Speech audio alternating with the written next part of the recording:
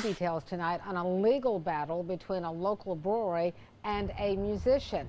WECT confirmed today Edward Teach Brewery owner Gary Scholler has dropped the defamation case against singer Madonna Nash. It comes after Nash issued an apology on Facebook yesterday. Now, this all started a year ago when Nash accused the owner of Edward Teach on social media of getting violent during an alleged altercation at the brewery. WECT's Ava Bringord has been digging into this tonight. Ava, you were able to get in contact with Scholler's attorney. What about the two at the center of the lawsuit? Well, Fran, WECT has continuously reached out to both Nash and Scholler. I went to Nash's home and to the brewery today to see if either would go on camera, but they were both not available. We do know Scholler voluntarily dismissed the claims against Nash on Tuesday. This comes nearly a year after Nash's now deleted Facebook post went viral. She claimed Scholler inappropriately touched and aggressively confronted her daughter, another musician, while she was performing at the brewery.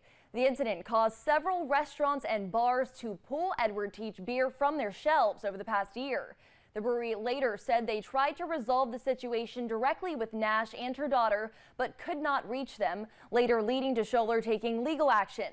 On Tuesday, when the lawsuit was dropped, Nash took to Facebook, posting a lengthy apology, saying in part, quote, "I made things sound worse than they were. I want to make it clear that no sexual assault or anything like it happened. I realize my post was read that way and I didn't mean to suggest it. That's on me."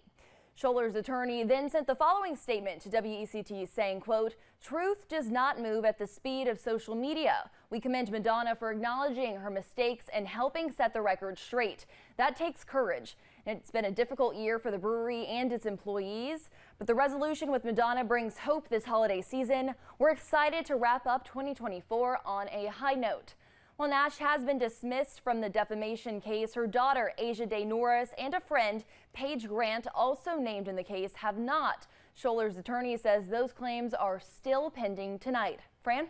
All right, Ava, so in February, Gary Scholler was arrested on misdemeanor charges stemming from that incident last November. He turned himself in at the New Hanover County Courthouse. Where do those charges stand? Well, Fran, Scholler's attorney tells me the district attorney's office dismissed those charges back in March. They determined there was insufficient evidence to bring those charges to trial. All right, Ava, thanks for that update.